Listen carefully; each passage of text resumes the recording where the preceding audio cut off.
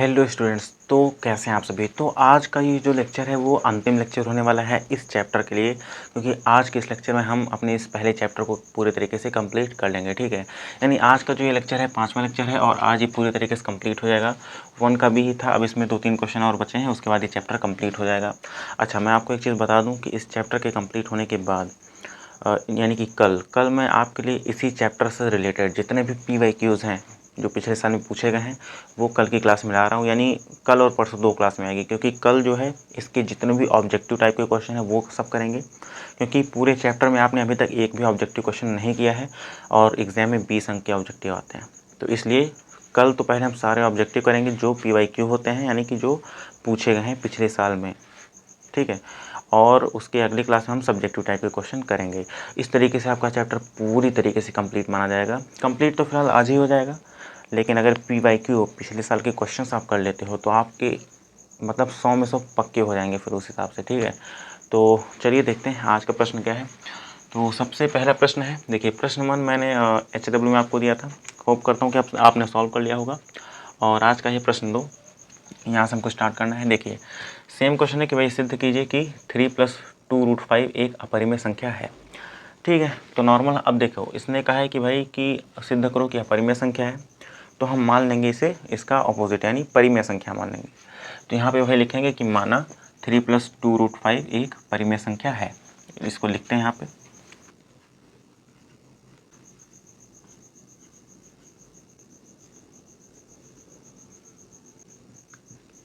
ठीक है, तो हमने यहाँ पे लिख दिया कि माना 3 + 2√5 एक परिमेय संख्या है, और अगर ये परिमेय संख्या है तो इसको PYQ के फॉर्मेट में लिख सकते हैं। तो लिखेंगे यहाँ पे तब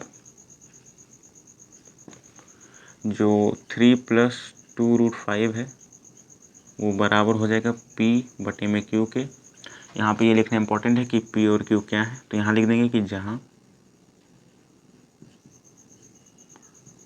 P व Q पूर्णांक है।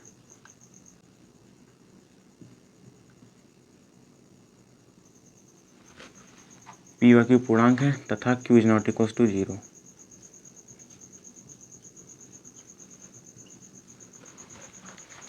यहाँ तो हो गया। अब क्या करते हैं, मैंने सेम बताया था इस तरह के क्वेश्चन में हम जो अपरिमेय संख्या उसको एक तरफ रखते हैं, बाकी जो इसके साथ के नंबर्स होते हैं उनको दूसरी तरफ भेज देते हैं, दूसरे साइड। तो बस सेम काम करना है। 3 यहाँ है, इसको 3 को उधर भेजना है। तो 3 यहाँ प्लस का है, उधर उधर जाके माइनस का हो जाएगा। तो इधर बच गया 2√5, उधर बराबर हो जाएगा P/Q पहले से था, और प्लस का 3 था, उधर जाके माइनस का 3 हो जाएगा। ठीक, अब देखते हैं क्या होगा।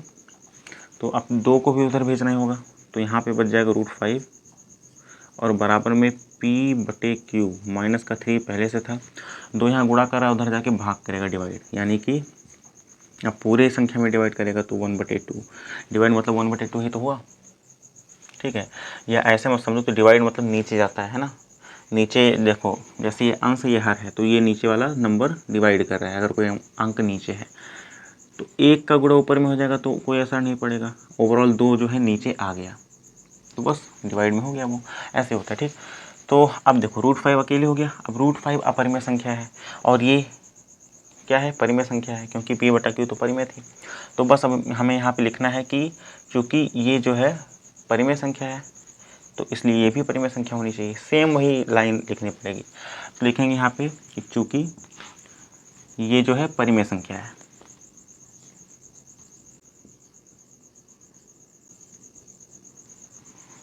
ठीक है, P/Q - 3 पे होल ब्रैकेट एंड 1/2 एक परिमेय संख्या है। तो अगर ये परिमेय संख्या है तो परिमेय संख्या के बराबर ये भी है, तो ये भी परिमेय संख्या होगी, सीधी सी बात है। तो लिखेंगे इसलिए √5 भी एक परिमेय संख्या है। इसलिए √5 भी एक परिमेय संख्या है। अब ध्यान से देखिए, √5 परिमेय संख्या थोड़ी होती है। अब यहाँ पे लिखेंगे जो कि गलत है।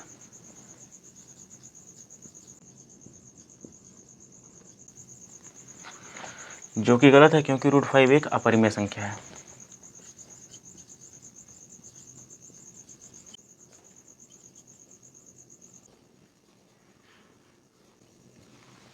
ठीक है, क्योंकि √5 एक अपरिमेय संख्या है। तो हमने क्या क्या लिखा, देखिए हमने इसको मान लिया कि भाई ये एक परिमेय संख्या है। माना नहीं, क्योंकि एक्चुअली तो परिमेय संख्या ही है। तो उस हिसाब से ये भी हमारी एक परिमेय संख्या होनी चाहिए। तो यहाँ पे हमने लिखा कि भाई √5 भी एक परिमेय संख्या है, इसलिए ठीक है, इसलिए √5 भी एक परिमेय संख्या है, जो कि गलत है। क्यों गलत है? अब भाई √5 परिमेय संख्या थोड़ी होती है, तो यहाँ पे लिखेंगे क्योंकि √5 एक अपरिमेय संख्या है।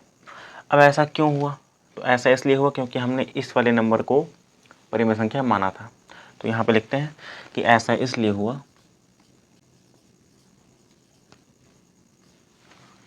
ऐसा इसलिए हुआ क्योंकि हमने 3 + 2√5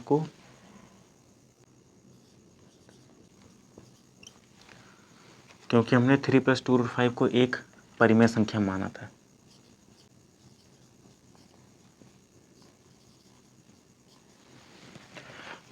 अतः 3 + 2√5 एक अपरिमेय संख्या है।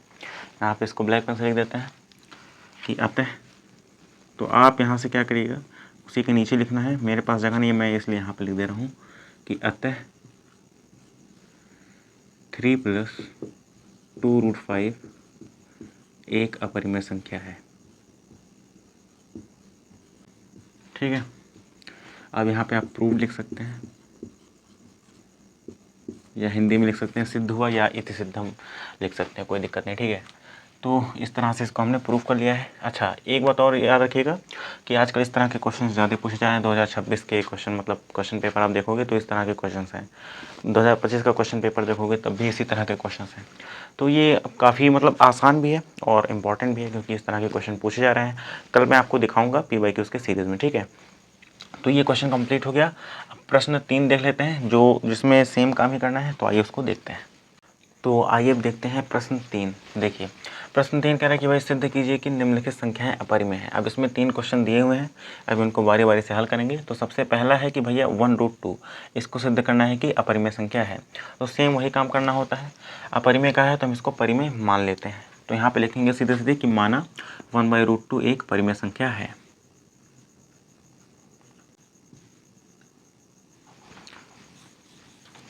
ठीक है, तो हमने मान लिया कि माना 1/√2 एक परिमेय संख्या है। अगर परिमेय संख्या है तो सेम कंडीशन ये PYQ के फॉर्मेट में होनी चाहिए। तो यहाँ पे लिखेंगे कि तब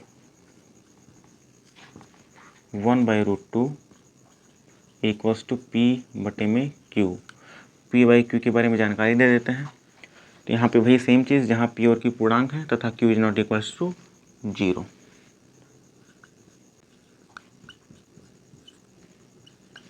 ठीक है, कंडीशन हमने लिख दी। तो अब यहाँ पे क्या करेंगे, देखिए अब इसको क्या कर सकते हैं, सोचिए आप। देखो, अगर हम इसको अपोजिट कर दें, यानी व्युत्क्रम इसका कर दें, √2 को ऊपर कर दें और 1 को नीचे, तो √2 और बटे में 1 तो अपरिमेय संख्या ही होती है। सीधी सी बात है, क्योंकि बटे में 1 तो किसी के लिख सकते हैं, तो लिखो ना लिखो उसको कोई असर पड़ता नहीं है। व्युत्क्रम करने से यहाँ पे सिर्फ √2 बच जाएगा। आइए देखते हैं कैसे। तो यहाँ पे पहले लिख देते हैं कि व्युत्क्रम करने पर, यहाँ लिख दीजिए कि ठीक, व्युत्क्रम करने पर, व्युत्क्रम करते हैं तो पाएंगे हम कि भैया √2 ऊपर और बटे में 1 आ जाएगा, बराबर में P/Q था तो Q/P हो जाएगा। अब यहाँ से 1 आप लिखो या ना लिखो, या ऐसा समझ लो कि 1 यहाँ भाग कर रहा था, उधर जाके गुणा कर लेगा, तब भी 1 गायब हो जाएगा। यानी ओवरऑल यहाँ बचा √2 और यहाँ बचा Q/P। अब सीधी सी बात है, Q/P तो एक परिमेय संख्या है। ठीक है, P/Q परिमेय संख्या है, तो Q/P भी तो परिमेय संख्या ही है। तो अब इसको एक बार देख लेते हैं। तो यहाँ पे सेम लिखेंगे कि चूँकि Q/P एक परिमेय संख्या है, सेम लिखेंगे चूँकि Q/P एक परिमेय संख्या है, इसलिए √2 भी एक परिमेय संख्या होनी चाहिए। तो यही लिखेंगे कि इसलिए √2 भी एक परिमेय संख्या है, इसलिए √2 भी एक परिमेय संख्या है। अब जो कि गलत है, क्योंकि √2 तो एक अपरिमेय संख्या होती है। तो यहाँ हम लिख देंगे कि जो कि गलत है, जो कि गलत है।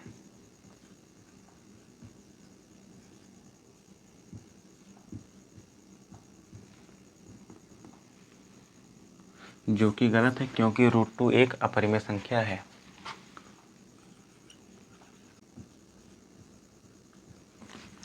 ठीक है, क्योंकि √2 एक अपरिमेय संख्या है।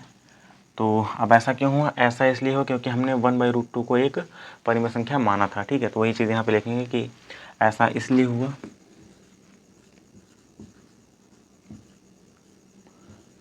ऐसा इसलिए हुआ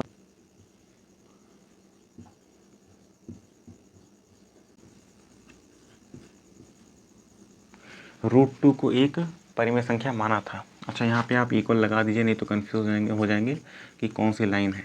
ठीक है, ऐसा इसलिए हुआ क्योंकि हमने √2 को एक परिमेय संख्या माना था। सॉरी, √2 नहीं, 1/√2 है, तो 1/√2।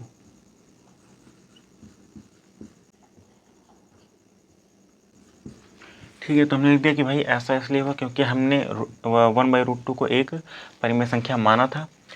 तो हमने यहाँ पे माना हुआ था, तो जो कि गलत है, सीधी सी बात है। तो लिख देंगे अतः 1/√2 एक अपरिमेय संख्या है। तो यहाँ लिख देते हैं कि अतः 1/√2 एक अपरिमेय संख्या है।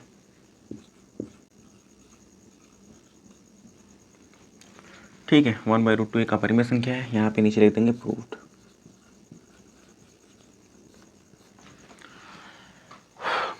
तो बस इतना आसान था करना, कुछ खास नहीं, इसमें सेम पैटर्न सब में फॉलो होते हैं। तो चलिए दूसरा क्वेश्चन देख लेते हैं क्या है। तो आइए बचे हुए 2 क्वेश्चन और देख लेते हैं। इसमें अब दूसरा और तीसरा ये लास्ट क्वेश्चन है, इसके बाद ये चैप्टर पूरी तरीके से कंप्लीट हो जाएगा। तो अगर आपने ये क्वेश्चंस कर लिए सिद्ध करने वाले, तो आपको 2 अंक बड़े आराम से मिल जाते हैं, इस बात का ध्यान दीजिए। तो आइए देखते हैं इनको सॉल्व कैसे करते हैं। तो अब ये दूसरा वाला क्वेश्चन हम देख लेते हैं, ठीक है। तो चलिए देखते हैं। तो सेम अब देखिए 7√3 बोला है, इसको सिद्ध करना है कि अपरिमेय संख्या है। तो इसका ऑपोजिट हम वापस मान लेंगे कि 7√3 एक परिमेय संख्या है। तो यहाँ पे लिखेंगे कि, तो हमने यहाँ पे लिख दिया कि 7√3 एक परिमेय संख्या है। हमने ये माना है, लिखा नहीं, मतलब ये हमने अपने तरफ से माना हुआ है। तो अगर ये परिमेय संख्या है तो इस पर परिमेय संख्याओं की कंडीशन यहाँ पे हम लगाते हैं।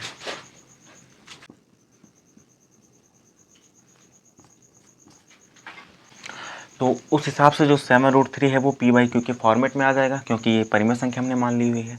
और p/q क्या है उसको यहाँ पे बता देते हैं। तो यहाँ लिख देंगे कि जहाँ p और q पूर्णांक है तथा q is not equals to 0 है, लिखेंगे यहाँ पे।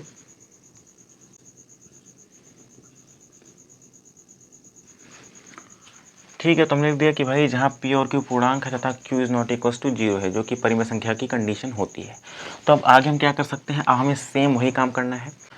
तो यहाँ पे क्या करते हैं कि √3 को यहीं पे लिख देते हैं, और बराबर में p/q तो चल ही रहा था, और 7 यहाँ गुणा कर रहा था, उधर जाके डिवाइड यानी भाग करेगा, यानी कि बटे में q के पास आ जाएगा 7।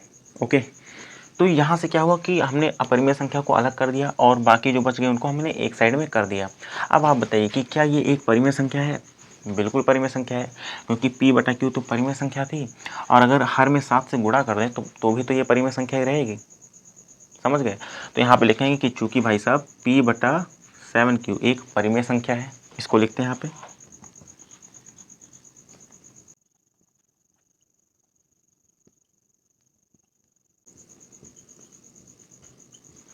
हमने लिख दिया कि p/q गुणा 7 या 7q एक परिमेय संख्या है। अब अगर ये परिमेय संख्या है तो ये भी तो परिमेय संख्या होनी चाहिए, क्योंकि परिमेय संख्या के ही बराबर होनी चाहिए। यही तो कंडीशन है, मतलब अब इक्वल लगा है तो ये भी परिमेय संख्या होगी। तो यहाँ लिखेंगे कि इसलिए √3 भी एक परिमेय संख्या है, लिखेंगे यहाँ पे।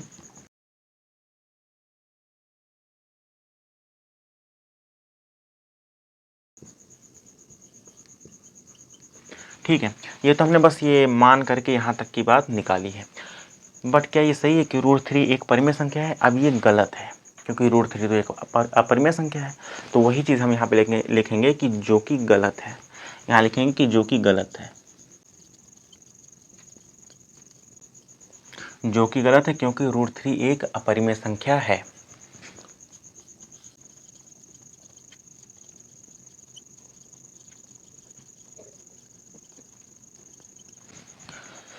ठीक है, क्योंकि √3 एक अपरिमेय संख्या है। अब ऐसा क्यों हुआ कि दोनों बराबर नहीं है? अब ऐसा इसीलिए हुआ क्योंकि हमने 7√3 को एक परिमेय संख्या माना था। तो वो चीज़ हम यहाँ पे लिखेंगे कि ऐसा इसलिए हुआ क्योंकि हमने 7√3 को एक परिमेय संख्या माना था, लिखेंगे यहाँ पे।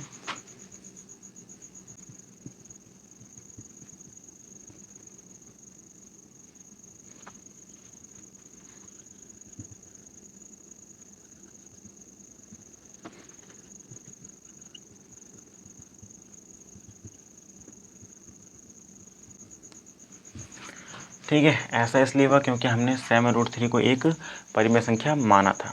तो लिख देंगे कि अतः 7√3 एक अपरिमेय संख्या है। तो यहाँ पे लिख देंगे कि अतः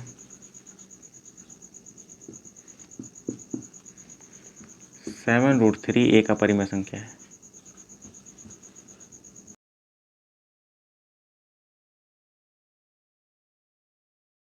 ठीक है, तो 7√3 एक अपरिमेय संख्या है, हमको यही सिद्ध करना था और हमने ये चीज़ सिद्ध कर ली। तो यहाँ पे लिख देंगे प्रूव्ड,